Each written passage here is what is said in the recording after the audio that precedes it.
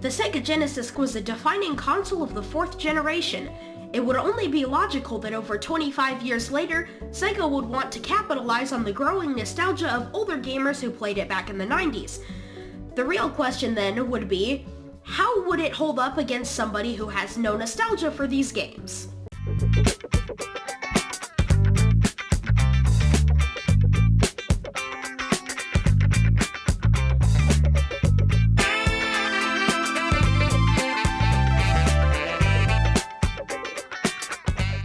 Hello everyone, and welcome back to BGATVHD, the show where we do gaming commentaries every single week. And on today's episode, we'll be looking at the Sega Genesis Classic. This score will be based off of several criteria: games, quality of games, and quality of hardware. First up, let's look at the games.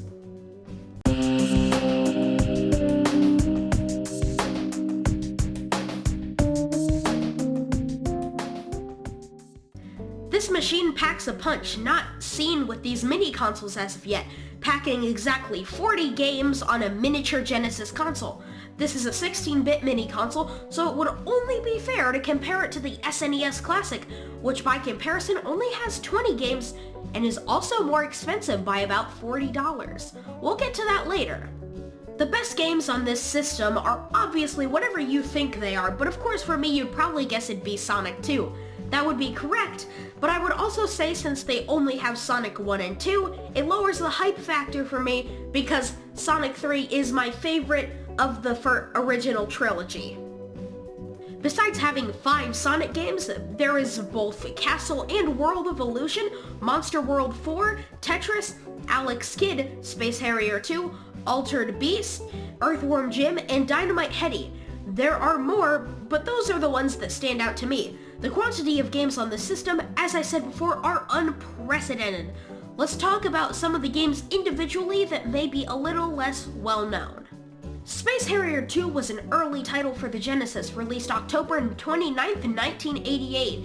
It was one of the earliest games for the system and still holds up well, pressing the message that the early Genesis was pushing hard. This machine gives you arcade quality games at home. Now, that doesn't mean much now, but back in the 80s and 90s, arcade games were superior in versatility and graphical power to the meager 8-bit consoles that mainly existed. For example, when Pac-Man was released in 1980, the main home console at the time was the Atari 2600. With its whole 5 bits, it couldn't do too much. Most arcade games at the time or slightly later, like Donkey Kong, Donkey Kong Jr., and Mario Bros, look right at home and are now at home on the NES. By the time 1988 rolled around and Super Mario Bros. 3 was coming out next year, arcade machines had gone up to a level beyond the NES, a level beyond what could be done on a home console once again. With the next gen of consoles, developers trying to cash in on Nintendo's success had to be ahead of them in something. Sega chose power. The Genesis graphics looked as good as an arcade and played just as well too. Space Harrier shows that amazingly.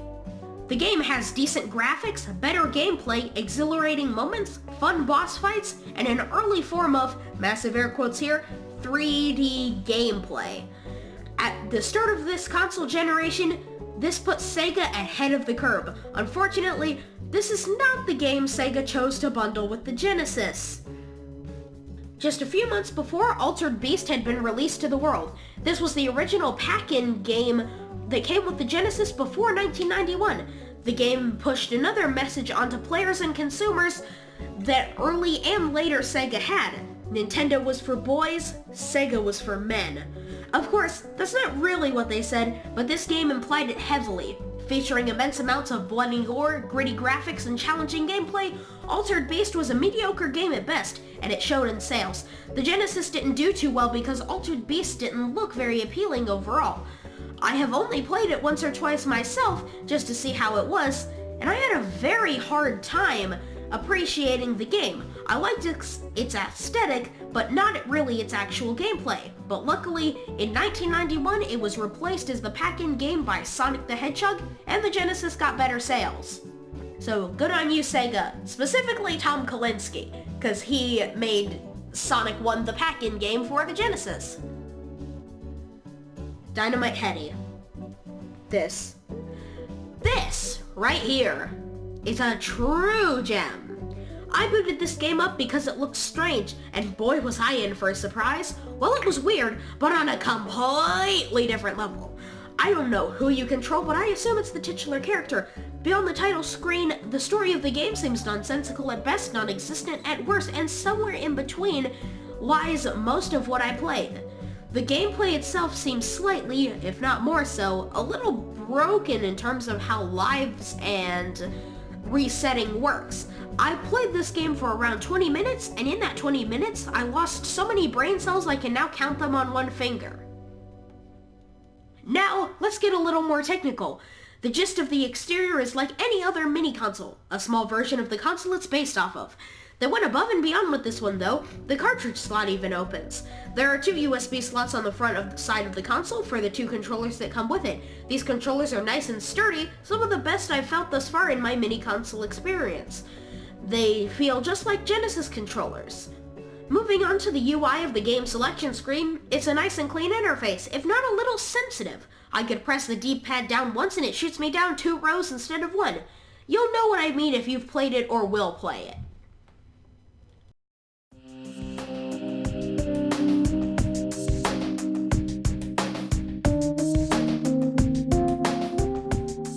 Now, let's get a little more technical. The gist of the exterior is like any other mini-console, a small version of the console it's based off of. They went above and beyond with this one though. The cartridge slot even opens. There are 2 USB slots on the front of the side of the console for the 2 controllers that come with it. These controllers are nice and sturdy, some of the best I've felt thus far in my mini-console experience. They feel just like Genesis controllers. Moving on to the UI of the game selection screen, it's a nice and clean interface, if not a little sensitive. I could press the D-pad down once and it shoots me down 2 rows instead of 1. You'll know what I mean if you've played it or will play it. So now we come to the end. This is by far the best mini console on the market, directly being compared to the SNES Classic in terms of price and games, because of the hardware gen. The price of the mini console is around $40 less than the NES Classic, and with around 20 more games to boot. Even with Sega excluding Sonic 3 from the console because of Michael Jackson, this has a solid lineup that not only celebrates Sonic's early career, but the legacy of the Genesis in a perfect modern form. I give the Sega Genesis Classic an 8.5 out of 10. Alright, little footnote here, I just wanted to thank you all so much for sticking around while I've been sick the past few days, and henceforth have then been able to not upload. So thank you all so much for waiting through the sickness as I got better, but now we should be coming back with more Minecraft, more BGA TVHT, more everything, because I'm almost on winter break and we're going to be having a lot of videos during that time. And hopefully, also, I am setting this goal now. If we can get to 200 subscribers by the end of January, I will scream bloody stream and put it on YouTube. Yes, that's right, I will. And if I don't, you can hold me accountable. But you won't have to, because I will do it. So yeah, that's basically what I just wanted to talk about. Thank you so much. And during my sickness, I have been working on things. Yeah, that was just the controller falling. It's fine. I swear. No drift though, right? Yeah, I can't tell. But yeah, just, I've been working on things for the channel. No need to know about them yet, but they're good. They will be good in a while. Just you wait and see. But yeah, just to clarify, BGA TVHT is still the main series on this channel. Minecraft is the second series, and unless I'm working on a large script like a GCU episode, then I will just keep uploading Minecraft and not really say I have to upload a BGA TVHT in between them. Even then, the scripts take a long time to make, especially with the Genesis one. It took me a while because I had to go back and play the game some more to get a real feel for them.